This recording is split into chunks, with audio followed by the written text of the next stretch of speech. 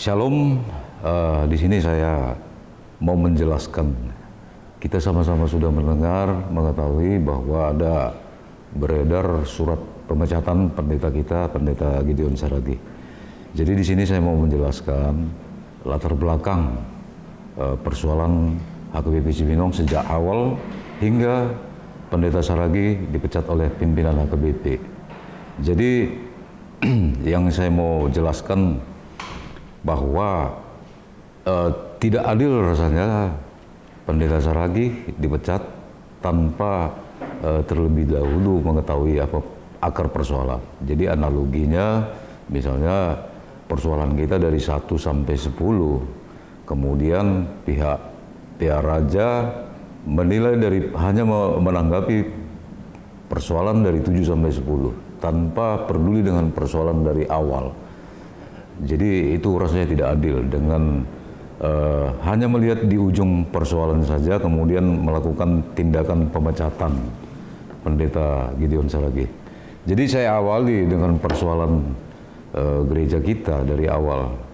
Yang pertama, hasil kerja panitia pembangunan berupa gambar bangunan dan anggaran biaya yang ditolak jemaat dalam rapat Huria 2018. Ini awal persoalannya. Jadi rangkaiannya itu ada bahwa Pendeta Saragih saat ini dalam kondisi dipecat itu adalah akibat ya. Sebab-sebabnya ini yang perlu kita jelaskan. Saya orang yang paling tahu dan terlibat langsung di dalam permasalahan ini, harus bicara bahwa tidak adil Pendeta Saragih diberikan sanksi pemecatan oleh Raja.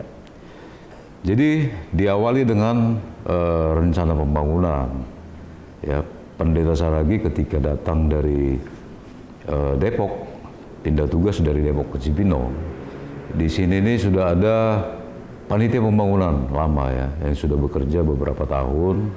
Kemudian mereka secara lisan menyampaikan ke Pendeta Saragih gambar dan rencana biaya pembangunan sebesar 20,8 miliar. Jadi kemudian menurut Pendeta Saragih itu terlalu mahal untuk gambar seperti itu. Jadi di posisi ini saya sama sekali tidak tahu menahu mengenai rencana pembangunan itu. Kemudian Pendeta Saragih menemui saya meminta bantuan untuk melakukan evaluasi itu, karena memang panitia pembangunan itu diwakili oleh Bapak Marulup Sianipar menyampaikan bahwa harga itu sudah maksimal hanya bisa kurang 50 juta dari 20,8 miliar. Kemudian Pendeta Saragih melalui Ketua Parartawan saat itu, Amang Situa Siagian, meminta saya membantu untuk mengevaluasi. Itu awalnya. Jadi saya tidak tahu menahu ini masalah siapa tim pelaksana pembangunan, panitia pembangunan, kemudian siapa-siapa orangnya saya tidak tahu. Itu awal keterlibatan saya, dan inilah awal persoalannya. Nah, ketika Pendeta Saragih meminta saya untuk salah satu untuk mengevaluasi di antara 3 ya, waktu itu ada almarhum Victor Sirait, kemudian ada Bronson Manurung. Jadi saya salah satu mewakili jemaat. Ketika informasi ini beredar, kemudian Bapak Marulup Sianipar sebagai Ketua Rancang Bangun di Panitia Pembangunan Lama menghubungi saya melalui WhatsApp ya. Jadi waktu itu beliau menyampaikan melalui pesan WhatsApp bahwa ternyata saya itu salah satu bagian dari anggota Panitia Pembangunan yang tidak pernah saya tahu ya. Ternyata itu sudah terbit SK itu lebih kurang 2 tahun sebelumnya yang ditandatangani oleh Abang Pendeta Manalu. Saya juga kaget kok saya ternyata bagian dari Panitia Pembangunan. Kemudian Bapak Marulup Sianipar melalui WhatsApp, ya ada nih bukti WhatsApp ya dari Bapak Marulup Sianipar sebagai Ketua Rancang Bangun, mengatakan bahwa ingin melakukan evaluasi atas nama Panitia Pembangunan. Seperti yang saya sampaikan tadi, di situ saya dinyatakan bahwa sebagian dari panitia, jadi saya ikut melakukan evaluasi di tingkat panitia pembangunan itu sendiri. Jadi saya sangat kaget sampai saya cross check ke Pendeta Saragi apa benar saya itu anggota panitia pembangunan, ternyata benar, dan SK-nya ternyata ada. Sehingga saya minta izin ke Pendeta Saragi bahwa Bapak Marulup Syahniper mengajak saya untuk melakukan evaluasi. Dan hal ini yang perlu kita tahu, saya nggak tahu gimana prosesnya, tetapi Marulup Syahniper, Bapak Marulup Syahniper menunjuk perusahaannya sendiri, PT Bona Haryara, ya, sebagai konsultan perencana yang dibayar oleh gereja, itu nilainya lebih kurang 130 jutaan ya. Jadi itu datanya itu ada di apa kita di sekretariat ya. Jadi bayangkan bagaimana panitia pembangunan menunjuk perusahaannya sendiri. Itu direktur BHP itu Bapak Marulup Syahniper sendiri ya. Dia yang merencanakan, dia yang menghitung, kemudian dia yang menyampaikan harga itu ke resmi ke rapat Parhaladu waktu itu. Saat itu Pendeta Saragi mengatakan ya, kalau memang panitia pembangunan mau dievaluasi, berarti tidak perlu ada evaluator tadi yang saya sebut 3 orang tadi. Nah, dimulailah evaluasi.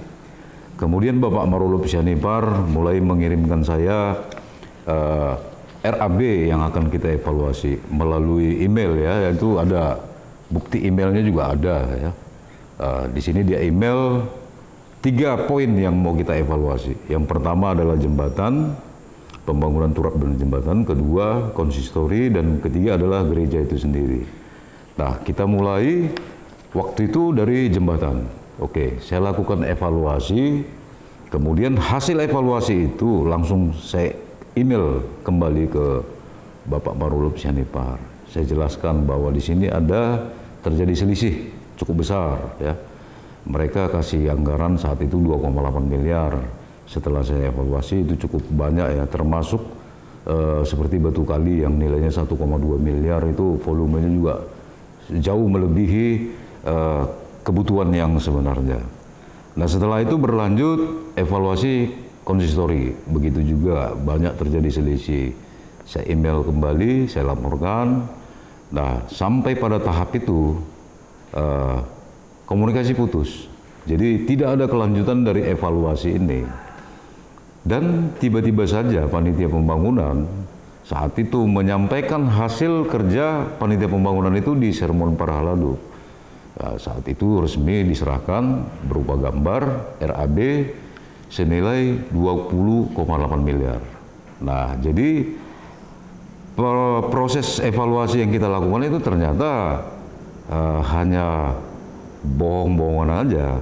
Jadi memang sengaja mau menjebak saya di sisi itu, bahwa saya bagian dari panitia pembangunan agar bisa diredam untuk tidak melakukan langkah evaluasi lanjutan, agar rencana mereka untuk menggolkan biaya 20,8 miliar itu bisa terlaksana.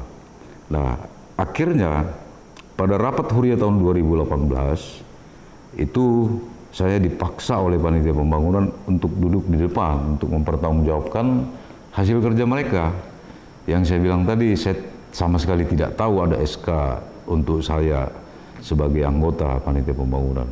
Namun saat itu saya dipaksa untuk duduk mempertanggungjawabkan hasil kerja mereka. Tentu hal ini satu yang tidak masuk akal. Saya tidak tahu, tidak pernah bekerja, tidak pernah aktif dalam panitia pembangunan, tapi saya harus ikut bertanggung jawab terhadap hasil kerja mereka. Akhirnya saat itu saya tolak, kemudian saya melakukan pemaparan. Sebelumnya, setelah proses evaluasi yang kita lakukan dengan Amang Marulup Syahniper itu terhenti, setelah harga itu disampaikan ke Parhaladu, resmilah saya melakukan evaluasi. Dan hasil evaluasi itulah yang saya paparkan di dalam rapat Huria tahun 2018, Akhirnya di situ saya jelaskan bahwa hasil evaluasi itu ternyata 12,1 miliar. Jadi terjadi selisih 8,7 miliar. Dan itu yang menjadi sumber persoalan. Akhirnya mereka ditolak oleh jemaat. Harga yang mereka sampaikan itu akhirnya ditolak seluruh jemaat yang hadir pada saat rapat huria. Jadi intinya bahwa panitia pembangunan telah membohongi saya ya. Mengajak saya melakukan evaluasi, tujuannya hanya untuk mengikat saya bahwa saya tidak boleh melakukan evaluasi agar rencana mereka bisa terlaksana. Di dalam rapat huria itu juga panitia pembangunan menawarkan konsep funding ya. Jadi di mana ada sebuah kontraktor yang mau mengerjakan pembangunan ini dengan DP 4,5 miliar, kemudian dengan total biaya 21 miliar. Jadi kita berhutang. Jadi konsepnya itu seperti itu.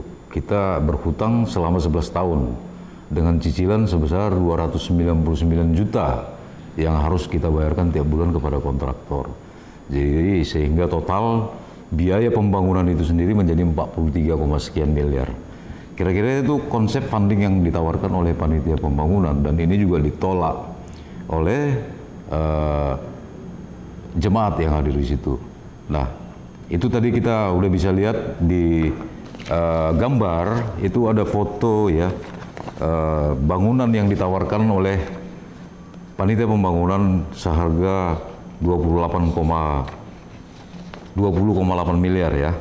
Ini ada foto-fotonya ya. Jadi itu secara kasat mata Pendeta Saragi juga tahu ya, orang awam, bahwa dengan gambar seperti itu tentu dengan harga 20,8 miliar itu cukup mahal ya. Jadi inilah persoalan awal ketika rapat huria 2018, panitia pembangunan ditolak oleh jemaat. Hasil kerjanya dengan gambar dan konsep funding dengan harga 20,8 miliar ditolak oleh jemaat, dan disitulah dimulai timbul persoalan itu, di mana di situ tim panitia pembangunan mengundurkan diri saat itu, dan kemudian di dalam rapat huria itu saya diangkat menjadi ketua pelaksana pembangunan. Nah, di sini perlu juga saya sampaikan karena simpang siur ya, seolah-olah saya disetting sebagai ketua pelaksana pembangunan. Sebenarnya yang pertama sekali ditawarkan menjadi ketua pelaksana pembangunan itu almarhum Victor Sirait ya. Kemudian beliau merasa keberatan karena dengan kegiatannya sibuk, tidak bisa bertanggung jawab terhadap tugas itu gitu. Kemudian begitu juga dengan Bapak Bronson Manurung ya. Beliau juga sibuk sehingga tidak bersedia menjadi ketua pelaksana pembangunan. Nah, itu jelas di saat rapat kecil di rumah Pendeta Saragi yang dihadiri oleh para sintua dan orang tua kita di gereja ini ya. Jadi dari poin pertama ini, kesimpulannya bahwa Pendeta Saragi itu mengambil kebijakan bahwa harga yang ditawarkan oleh panitia pembangunan saat itu sangat mahal sehingga perlu dilakukan evaluasi. Panitia pembangunan keberatan, dan inilah awal persoalannya. Awal terjadi persoalan antar jemaat, khususnya antara panitia pembangunan lama dengan jemaat. Itulah inti persoalan awalnya, sehingga muncul ya para pembenci Pendeta Saragi karena tujuan mereka tidak tercapai. Oke, jadi masuk ke poin kedua ya. Ini perubahan gambar gereja dan perjalanan pelaksana pembangunan yang diiringi oleh gangguan dari sekelompok jemaat. Jadi sebelumnya Pendeta Saragi mengundang para penatua lah, orang tua gereja kita, berdiskusi masalah hasil rancang bangun yang dibuat oleh panitia pembangunan lama, dan itu menurut mereka itu tidak layak. Salah satu ya, poin paling utama bahwa bila gambar mereka lanjutkan untuk dikerjakan, kita akan kehilangan bangunan gereja yang lama ya. Karena itu akan dibongkar total, itu akan dijadikan basement. Yang kedua, konsep basement ini apalagi kita di pinggir kali ini sangat tidak pas, berisiko ya, karena kita berada di pinggir kali. Jadi yang ketiga, dari bentuknya juga model atau gambar bangunan itu sendiri ya sudah kurang representatif untuk kondisi sekarang ya, karena itu terlalu sederhana. Kira-kira itu dasarnya. Kemudian kita merubah gambar bangunan, dan melalui bantuan dari Amang Bronson Manurung, kita dikenalkan ke PT Atelier sebagai konsultan perencana untuk membuat desain arsitektur gambar bangunan gereja kita yang sekarang ini. Jadi akhirnya kita rubah gambar sesuai dengan gambar yang sekarang ini, bangunan yang sekarang ini. Nah, di situ kita mulai pembangunan turap ya, dinding penahan tanah ya, DPT, dan jembatan. Ya, jadi di sini kita udah mulai pembangunan. Disinilah diawali gangguan-gangguan dari sekelompok jemaat itu, yang sebagian besar mereka ya panitia pembangunan lama yang kecewa. Ya, bentuk gangguannya itu macam-macam ya. Ada yang melalui media massa, media online, mengirimkan wartawan, mengirimkan Pol PP, macam-macam. Membuat isu ke grup-grup WhatsApp sektor, membuat fitnahan, menyebarkan berita-berita yang tidak benar. Jadi di situ mereka berusaha menghentikan pembangunan. Puji Tuhan kita tetap berjalan, tidak pernah menjadi kendala. Kita 2 kali diperiksa oleh DPPU ya, sebagai otoritas yang memiliki terkait izin bangunan, kesesuaian pelaksanaan dengan izin-izin, itu DKUPP ya. Jadi mereka sampai audit kita sampai 2 kali. Akhirnya mereka keluarkan berita acara sampai yang terakhir bahwa kita pelaksanaan pembangunan itu sesuai. Jadi di sini sangat banyak gangguan-gangguan dari mereka, sehingga jemaat kita di sektor-sektor juga merasa khawatir apakah pembangunan ini bisa berjalan terus atau tidak. Salah satu contoh, ada yang mengatakan dari pihak mereka ini akan dibongkar, setelah dikerjakan akan dibongkar, sehingga jemaat selama 1,5 tahun itu tidak sepenuh hati, ragu-ragu mendukung pembangunan ini, khususnya menyangkut masalah sumbangan dari sisi materi ya. Jadi itu yang menjadi perjuangan kita saat itu, bagaimana kita membangun gereja dengan sepenuh hati sehingga hasilnya itu betul-betul maksimal dan dilihat oleh jemaat. Kalau hasilnya maksimal, kemudian jemaat melihat, tentu mereka juga akan terdorong untuk memberikan bantuan ya. Jadi disinilah banyak terjadi gejolak ya, gangguan segala macam, sehingga kita berusaha bekerja keras bagaimana caranya supaya pelaksanaan pembangunan ini tetap berjalan. Jadi memang nyata bahwa di bawah kepemimpinan Pendeta Saragi ya, jemaat itu betul-betul yakin dan percaya dengan pelaksanaan pembangunan ini, bahwa bukti dukungan jemaat, kepercayaan jemaat itu bisa kita lihat dalam contoh seperti pesta pembangunan ya. Dalam 1 hari kita bisa mengumpulkan 1,2 miliar ya. Itu uang jemaat sendiri. Ini merupakan bentuk kepercayaan jemaat terhadap figur Pendeta Saragi, pelayanannya, atas pelayanannya juga pelaksanaan pembangunan. Jadi dari sini kita bisa lihat bahwa kita jemaat 5.500, lebih kurang 5.500 jiwa itu nyata melihat hasil kerja Pendeta Saragi dalam bentuk pelayanannya di gereja kita ini. Jadi itulah puji Tuhan, pembangunan gereja kita itu tidak pernah terhenti. Apapun yang mereka lakukan, pembangunan tetap berjalan sampai kondisi saat ini yang kita bisa sudah gunakan bersama-sama seluruh bagian dari gedung gereja ini. Kira-kira itu dasar pertimbangan perubahan gambar dan pelaksanaan pembangunan saat itu, ya. Itu di poin kedua. Nah, dari situ kemudian berlanjut lagi masalah turunnya SK mutasi, surat peringatan hingga SK skorsing Pendeta Gideon Saragih. Ya, dalam proses pelaksanaan pembangunan ini kemudian secara tiba-tiba turunlah SK mutasi, dan tidak hanya sekedar SK mutasi yang disampaikan, tapi berikut desakan agar segera berangkat. Ya, kebetulan saat itu tukar change dari Bengkulu ke Cibinong, Cibinong ke Bengkulu. Jadi di saat itu banyak desakan agar segera ditindaklanjutin. Tapi karena kondisi kita saat itu betul-betul membutuhkan figur Pendeta Saragih, sehingga kita mencoba untuk mempertahankannya, ya.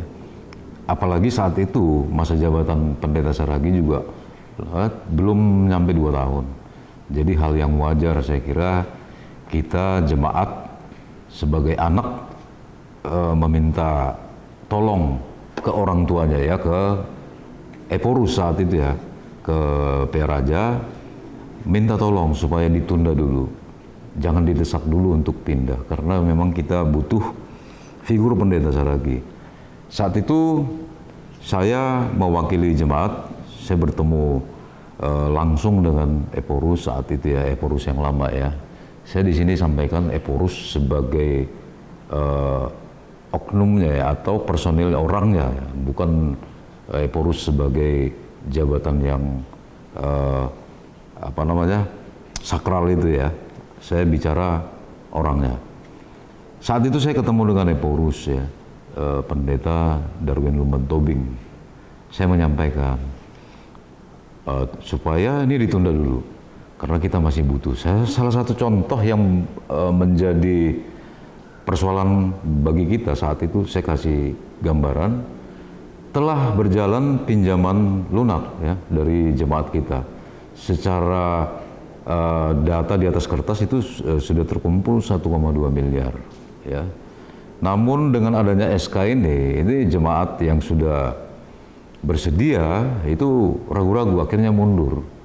Jadi total angka 1,2 miliar itu yang terpenuhi hanya sekitar 280 jutaan saat itu. Selebihnya mundur karena ragu-ragu. Karena SK pendeta ini kira-kira satu bentuk efek, ya, dari SK ini. Jadi saya jelaskan, kemudian saya minta ke Eporus untuk mengirimkan utusannya saat itu, ya, untuk datang ke Cibinong untuk berdialog, melihat situasi bahwa kita memang membutuhkan figur Pendeta Saragih, paling tidak sampai selesai pembangunan gereja kita, kira-kira itu. Tapi disinilah satu juga awal persoalan dengan pihak Raja, ya, karena memang nyata di situ melalui Pendeta Robert Hutapea saat itu meminta uang sebesar 1 miliar ke saya dengan tujuan untuk bantuan pembangunan museum HKBP yang ada di Semenare. Jadi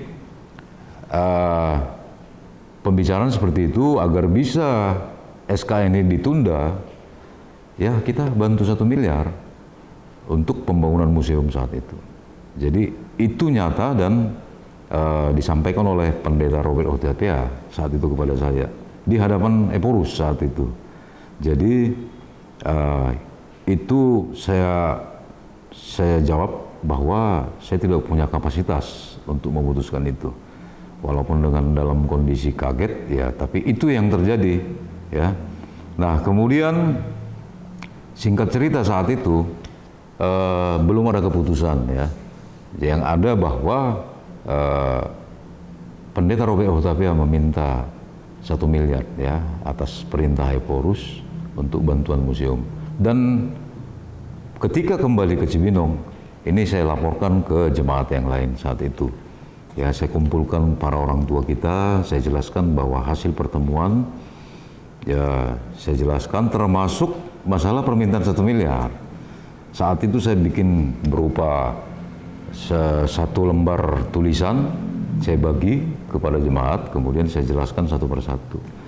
Dan di luar perkiraan saya, apalagi Pendeta Saragi, ternyata tulisan saya itu dimuat salah satu jemaat di FB HKBP, ya, sehingga ini menjadi rame bahwa Eporus melalui Pendeta Robert Otavia meminta 1 miliar kepada jemaat HKBP Cibinong. Kira-kira itu yang diposting, surat saya dilampirkan, menjadi viral saat itu, ya.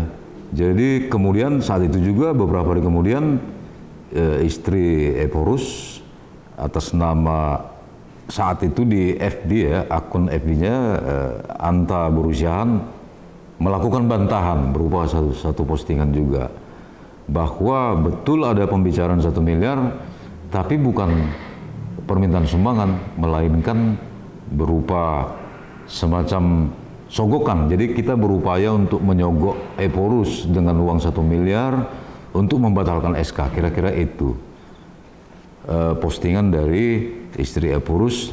Dan selanjutnya saya bikin bantahan lagi, saya jelaskan sedetail mungkin kronologis menyangkut pertemuan saya dengan Eporus saat itu di seminar. Nah, di sini kenapa saya katakan ini menjadi salah satu persoalan baru, karena di situ muncul bentuk kemarahan Eporus, ya, terhadap Pendeta Saragi khususnya, yang memang terkesan seolah-olah penyampaian informasi ini atas perintah Pendeta Saragi, padahal bukan, ya. Ini atas inisiatif salah satu jemaat kita. Nah, apa bentuk kemarahan itu? Akhirnya Eporus mengeluarkan surat peringatan kepada Pendeta Saragi dengan dasar bahwa Pendeta Saragi tidak menjalankan SK itu. Jadi SP1, SP2, SP3 kemudian langsung skorsing. Jadi itu beruntun, ya. SK itu beruntun, ya. Jadi itu bentuk kemarahan Eporus itu di situ. Hal yang tidak wajar. Di HKBP ratusan SK yang bermasalah yang tidak ditindaklanjutin, segera ditindaklanjutin. Salah satu contoh ya pendeta kita, seperti Pendeta Inang Boru Silalahi, SK-nya sudah turun 3 tahun, harusnya pindah ke Bali, tapi tidak dilaksanakan, ya nggak masalah. Demikian juga Pendeta Tambunan, SK turun sudah 1 tahun untuk ke Kalimantan, tidak dijalankan juga tidak masalah. Tapi kenapa Pendeta Saragi terus ditekan melalui SP1, 2, 3, skorsing? Nah, di situ karena ada kemarahan dari Eporus menyangkut terbuka ke publik, menyangkut permintaan uang 1 miliar. Nah, kemudian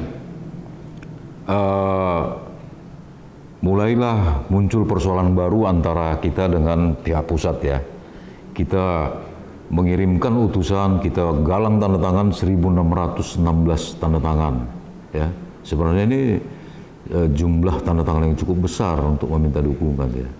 Artinya bahwa 1.616 jemaat ini meminta kepada Eporus untuk menunda SK Pendeta Saragi, karena memang kita di sini kondisi sangat goyang, ya, banyak gangguan. Pembangunan itu setiap saat bisa diganggu, terus digoncang-goncang, karena target mereka bagaimana caranya supaya gereja ini, pembangunan gereja ini dihentikan, bila perlu disegel, kira-kira itu. Jadi saat kita mengirimkan utusan 2 kali, ya, perwakilan kita kirim utusan ke PR Raja, tapi pihak pusat itu tidak peduli, ya, tidak menanggapi sama sekali permohonan kita. Bahkan justru itu tadi, SK, surat peringatan, skorsing itu justru yang kita dapatkan, bukannya solusi atau apa, tapi itu yang kita dapatkan. Kira-kira itu awal persoalan antara kita dengan pihak Raja, ya. Memang info di luar itu memang menjadi melenceng, ya. Artinya begini, terkesan seolah-olah persoalan HKBP Cibinong itu persoalan pendeta, bahwa pendeta kita ini pendeta pembangkang yang tidak mau melaksanakan perintah Eporus berupa SK itu. Padahal sebenarnya itu hanya akibat saja. persoalan mendasar adalah itu tadi, bagaimana Pendeta Saragi mempertahankan kepentingan jemaat, tidak mau menerima begitu aja hasil kerja panitia pembangunan, sehingga muncul ketidaksukaan atau kebencian terhadap Pendeta Saragi ini, khususnya dari panitia pembangunan yang lama. Jadi di sini betul-betul kita rasakan bagaimana sanksi dari Eporus ini yang betul-betul membuat kita jadi sangat sulit ya. Salah satu contoh, rekening bank kita diblok ya. Kemudian hak kita sebagai warga negara untuk memperoleh hak catatan sipil juga diblok, tidak bisa dikeluarkan karena memang atas surat edaran yang dilakukan oleh pihak pusat ke instansi terkait, kemudian sampai ke tingkat kelurahan. Itu disampaikan bahwa Pendeta Saragi itu tidak berhak sebagai pimpinan HKBP Cibinong, kira-kira itu. Jadi saya juga heran ya, itu pernah saya bilang pemimpin HKBP itu ternyata sudah bergeser, tidak lagi sebagai pemimpin spiritual keagamaan ya, pemimpin Huria Kristen Batak Protestan yang seharusnya menebar kasih ya.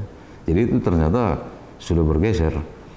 Jadi sekarang Eporus itu hanya sekedar pemimpin manajemen HKBP yang tidak perlu menebar kasih, hanya menekankan aturan-peraturan, tidak ikut aturan, tidak ikut peraturan, beri sanksi. Saya kira itu. Jadi tidak perlu kasih, saya kira itu yang kita terima, karena Eporus membiarkan ya, termasuk Eporus yang baru sekarang, itu membiarkan. Jadi nyata bahwa pihak pusat tidak hanya menghukum Pendeta Saragi, tetapi juga menghukum seluruh jemaat HKBP Cibinong. Kita 1.360 KK, ya lebih kurang 5.600 jiwa. Jadi ini hal yang tidak adil yang kita rasakan. Penyebab terjadinya kericuan tanggal 9 dan 16 Agustus 2020 ya. Jadi di sini mulai semakin ricuh ya, ketika Eporus menempatkan Pendeta Tiapul untuk menggantikan Pendeta Saragi dengan cara pemaksaan ya. Jadi ketika ditugaskan mengganti Pendeta Saragi, kita tolak karena memang pihak Eporus kantor pusat tidak pernah peduli dengan kita. Jadi sama sekali kita tidak dihargai, tidak ditanggapi, sehingga kita tolak keputusan Eporus untuk menempatkan Pendeta Tiapul. Jadi ketika itu direncanakan untuk pelantikan pendeta di gereja kita ya, sehingga kita tolak, para haldo juga, jemaat juga kita tolak kan. Nah, mulai terjadi gesekan. Ketika tanggal 9 Agustus terjadi ricuh ya. Jadi ada pemaksaan masuk untuk melantik Pendeta Tiapul, tapi di sisi lain kita bertahan, tidak terima, sehingga terjadi bentrok. Nah, kemudian saat itu Kapolres melakukan mediasi, memanggil, melakukan pertemuan di Polres Cibinong ya, Polres Bogor, Kabupaten Bogor. Nah, disitulah dilakukan kesepakatan ya, kesepakatan tanggal 9 Agustus. Apakah berbagi tempat? Ada dua alternatif yang disarankan oleh Kapolres, mau berbagi tempat atau berbagi waktu. Namun saat itu kita sepakati berbagi tempat, artinya kita masih ada gereja yang lama yang bisa kita bagi dengan mereka, karena mereka ya lebih kurang 200 sampai 300 jiwa. Saya kira itu pas, cukup adil. Akhirnya kesepakatan itu ditandatangani saat itu di hadapan Kapolres, ditandatangani oleh Pareses, Pendeta Berlin Tamba dan Pendeta Tiapul, kemudian pendeta kita. Nah, di sini perlu juga kita tahu bahwa di saat pertemuan itu Pendeta Tiapul dan Pendeta Berlintamba meminta Kapolres untuk menyegel gereja kita. Kita bayangkan aja, ya, ibu pendeta dan pareses pendeta senior, ya, pejabat di HKBP meminta agar Kapolres menyegel gereja kita. Saya kira ini bukan bukan sikap seorang pendeta, ya. Kita nggak pernah tahu ada pendeta meminta gerejanya untuk disegel. Itu saya kira ini sudah aneh, ya, kira-kira gitu, ya. Jadi di situ nyata bahwa mereka meminta disegel, namun Kapolres tidak bersedia, justru menawarkan itu tadi solusi yang dua alternatif tadi, ya. Nah, itu ditandatangani, bisa dilihat di perjanjian di kesepakatan tanggal 9 Agustus, ya. Itu ada di situ. Nah, kemudian terjadilah pemaksaan berikutnya di tanggal 16 Agustus, ya. Jadi perlu juga kita tahu, ketika tanggal 14 Agustus itu Eporus Pendeta Darwin Lumbentobing itu memanggil Pendeta Saragi ke Piaraja Tarutung. Kebetulan saat itu saya ikut salah satu mendampingi Pendeta Saragi, dan tiba di sana ternyata pertemuan hanya lebih kurang 2-3 menit. Inti pertemuan itu adalah Eporus meminta Pendeta Saragi untuk segera angkat kaki, karena sudah mengirimkan Pendeta Tiapul sebagai pendeta penggantinya. Yang kedua, Eporus marah kenapa Pendeta Saragi menuduh beliau meminta 1 miliar, padahal itu sudah terbukti dan sebenarnya tidak perlu dibahas lagi. Yang ketiga, di situ Eporus menyampaikan bahwa kesepakatan yang ditandatangani Polres itu salah, sehingga Eporus menganulir itu kesepakatan yang ditandatangani oleh pareses itu, Pendeta Berlintamba. Jadi intinya Eporus tidak terima dengan kesepakatan yang dilakukan di Polres. Itu tanggal 14. Kemudian pertemuan yang 2-3 menit itu selesai, kita bubar, dan di bawah ternyata sudah berkumpul polisi, ya, berpakaian lengkap, ada sebagian berpakaian preman juga. Jadi kita nggak tahu ini tujuan Eporus itu apa. Kita diperlakukan seperti orang jahat, ya, penjahat, ya. Kita masuk itu sepi, kita keluar sudah banyak polisi.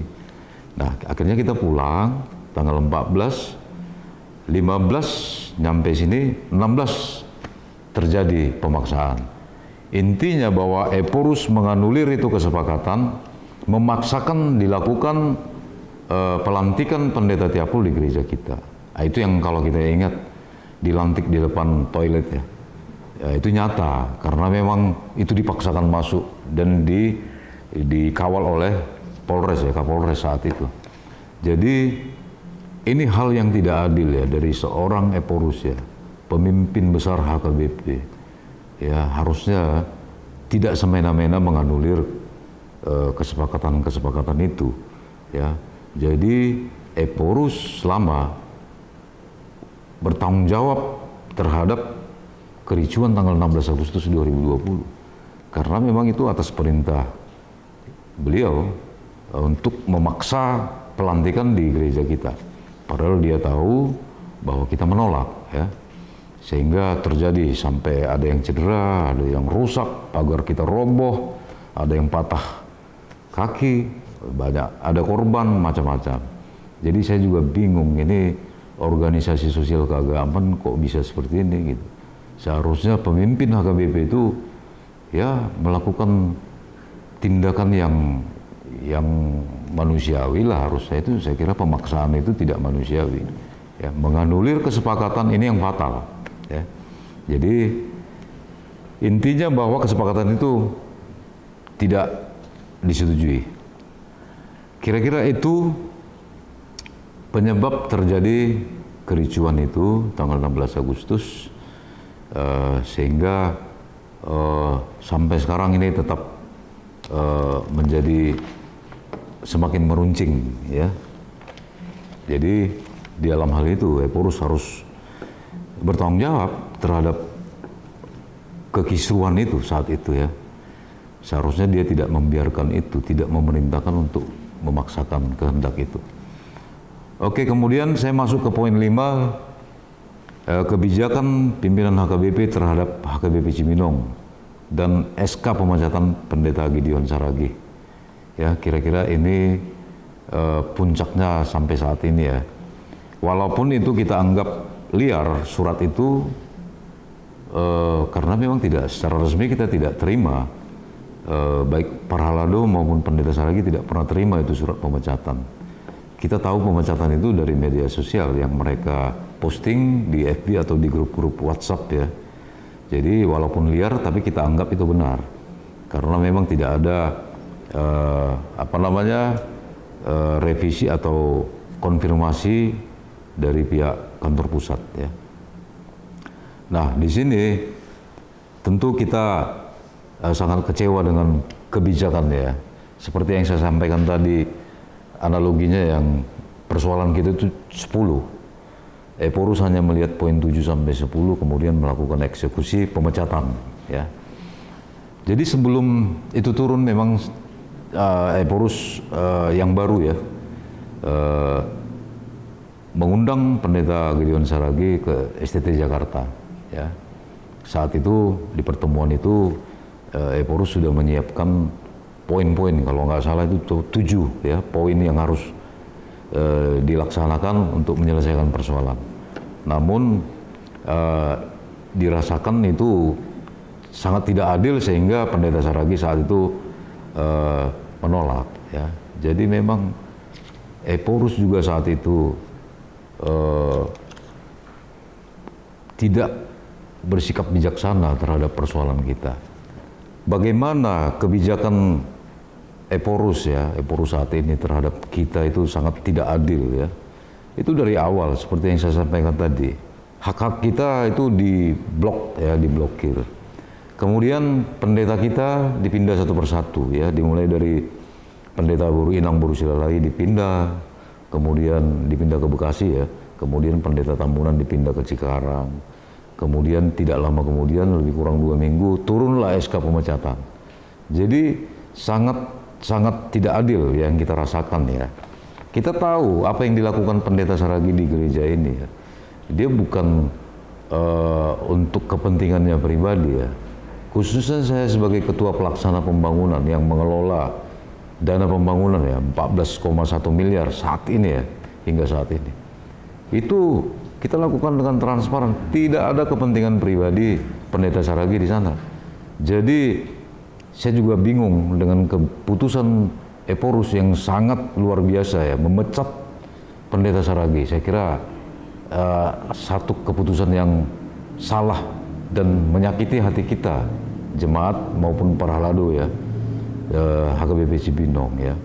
Pendeta Saragih itu bukan koruptor, bukan maling, bukan pelaku asusila atau pelaku amoral dan sangat tidak pantas untuk dipecat. Pihak pusat, Eporus dan jajarannya harusnya melihat apa yang dilakukan Pendeta Saragih di sini. Bahwa dia melakukan pelayanannya, bahwa dia menegakkan kebenaran ya. Di sisi lain Eporus hanya menekankan aturan-peraturan ya. Kita tahu kebenaran itu di atas segala-galanya, di atas aturan-peraturan itu sendiri ya. Harusnya mereka melihat, datang ke sini melihat. Itu memang sudah pernah dilakukan, mengirim 2 orang utusan, tapi itu tidak efektif ya. Nyatanya itu hanya bohong-bohongan aja. Datang perwakilan pusat, kita berbicara, masing-masing yang punya kompetensi menyampaikan sesuatu, tapi ternyata hasilnya 0. Yang keluar ya, yang turun adalah surat pemecatan. Jadi sangat tidak adil ya. Jadi Eporus ini bertindak semena-mena ya. Saya kira kita tahu apa yang dilakukan Pendeta Saragih di Cibinong ini, kita lihat jelas bahwa memang untuk menegakkan kebenaran, memperbaiki tata kelola HKBP Cibinong. Memang teori demokrasi di saat kita menegakkan kebenaran, di saat itu juga muncul para pembenci kita. Itu sudah hukum alam. Tentu orang-orang yang tidak suka dengan aturan yang benar yang dilakukan di sini, tentu benci, tidak suka dengan Pendeta Saragih. Jadi ini diarahkan persoalan kita menjadi persoalan Pendeta Saragih, padahal dari awal adalah persoalan pembangunan itu. Jadi keputusan Eporus untuk memecat Pendeta Saragih sangat menyakiti kita, ya. Jadi saya sebagai ketua pelaksana pembangunan harus bersuara bahwa saya sangat keberatan ya mewakili kita semua jemaat 5.500 jemaat HKBP Cibinong, ya.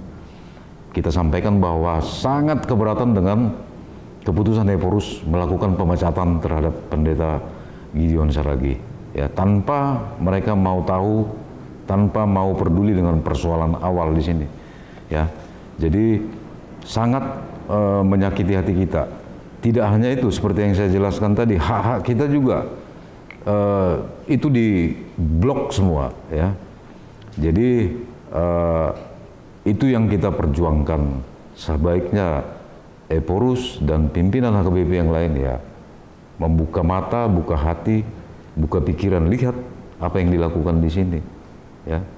Bukan hanya untuk kepentingan pribadi, tetapi untuk kepentingan apa yang dilakukan oleh Pendeta Gideon Saragih untuk kepentingan 5.500 jemaat HKBP Cibinong, ya. Jadi saya dengar kita belakangan ini mendengar akan dilakukan pemaksaan, katanya, mengambil alih. Nah, perlu kita sampaikan di sini, saya mewakili jemaat yang lain, Eporus harus bertanggung jawab jika terjadi sesuatu akibat dari pemaksaan itu, ya. Yang kita dengarkan akan dieksekusi, katanya, mau diambil alih. Ya nggak bisa, kita tidak akan terima siapapun, ya, bahwa kebenaran itu di atas segala-galanya, di atas aturan-peraturan yang mereka gaungkan itu. Peraturan itu, aturan-peraturan diciptakan oleh mereka-mereka, para pendeta itu yang manusia biasa yang bisa dievaluasi setiap waktu, kan. Tapi kebenaran itu ya hakiki, tidak bisa dibantah. Jadi tolong pihak pusat berlapang dada melihat apa yang terjadi di Cibinong, melihat persoalan ini. Tidak hanya melihat satu sisi bahwa Pendeta Saragih pembangkang terhadap pimpinannya, hanya semata-mata hanya di sisi itu, bahwa Pendeta Saragih melakukan gugatan melalui proses hukum dan lain-lain. Itu kira-kira di surat pemecatan itu poin-poinnya. Ya tentu Pendeta Saragih ketika diskorsing ya mencari keadilan, kan, mencari keadilan melalui apa yang bisa dilakukan ya melalui jalur hukum, ya. Harusnya di sini Eporus tidak perlu marah, ya. Jadi tidak pantas persoalan itu berdampak ke pemecatan Pendeta Saragih. Ya, jadi kira-kira itu gambaran persoalan kita. Perlu saya suarakan ini kebenaran ini, ya. Jadi supaya tidak simpang siur seolah-olah bahwa persoalan kita hanya persoalan pendeta. Bukan, itu persoalan kecil sebenarnya. Persoalan yang mendasar adalah pembangunan. Bagaimana kita ribuan jemaat HKBP Cibinong merindukan pembangunan, kita sama-sama tahu dari dulu, dari puluhan tahun yang lalu, ya. Kita mengumpulkan uang pelan-pelan, tapi ya habis bikin ini, bikin proyek ini, bikin ini segala macam, sehingga sampai terakhir Pendeta Saragih di sini itu pembangunan itu hanya mimpi aja, tidak terrealisasi.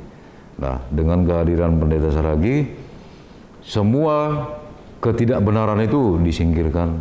Kemudian kita laksanakan pembangunan hingga kita bisa menikmati seperti saat sekarang ini, semua ruangan kita bisa gunakan, kita bisa beribadah di gereja yang baru walaupun belum sempurna. Ini harus dilihat oleh pihak pusat, kantor pusat. Apa yang dilakukan oleh Pendeta Saragih adalah bentuk pelayanannya, bukan untuk kepentingannya pribadi.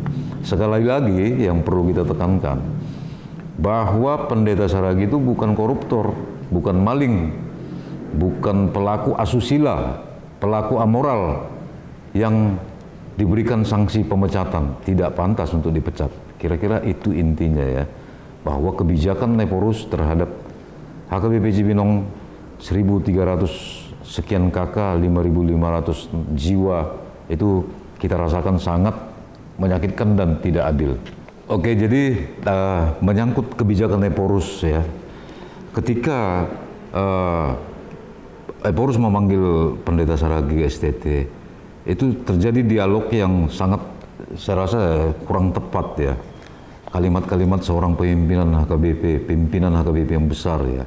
Salah satu di situ Eporus mengatakan bahwa sangat banyak dokumen yang numpuk di mejanya, termasuk video segala macam menyangkut persoalan HKBP Cibitung, tapi beliau sama sekali tidak peduli. Ya, itu disampaikan ke Pendeta Gideon Saragi. Itu saya tidak begitu peduli. Yang penting ikuti aturan peraturan untuk turut dengan peraturan. Ya, kira-kira itu intinya. Kemudian di situ juga Pendeta Saragi mengundang Eporus untuk datang. Ya, tapi jawaban Eporus itu ya beliau takut disakiti, takut diusir, takut sorakin atau apa gitu. Ya, saya kira ini bukan bahasa seorang pemimpin sebesar HKBP ya. Jadi itu yang sangat mengecewakan, sehingga kesimpulannya bahwa kita sangat kecewa dengan kebijakan dari Eporus ya. Hal yang kita harapkan adalah semua kita ini cinta kedamaian. Kita ini anak-anak Tuhan yang tentu sangat cinta damai ya. Bahwa kita ingin persoalan ini selesai, kita berdamai, oke, kita setuju. Tetapi damai tidak harus bersatu ya. Kita sudah sepakat untuk berbagi tempat, ya sudahlah, kita berdamai, kita damai di sini, mereka damai di sana, ya sudah, kita menjalankan ibadah kita masing-masing. Itu yang pertama ya. Yang kedua ya, kita minta pusat ini berlaku adil ya, bijaksana ya. Melakukan evaluasi kembali terhadap keputusan mereka untuk memecat Pendeta Gideon Saragi ya, karena memang sangat tidak adil ya, sangat menyakitkan ya, tidak hanya bagi anak istri dari Pendeta Gideon Saragi sendiri, tapi juga bagi kita yang melihat langsung persoalan-persoalan yang kita hadapi di sini ya. Itu sangat tidak adil. Saya kira kita perlu menggerakkan hati pihak raja untuk mengevaluasi kembali ya, untuk tidak gengsi ya, mengevaluasi kembali keputusannya untuk memecat, karena keputusan itu sangat tidak tepat bagi Pendeta Gideon Saragi. Kira-kira itu aja.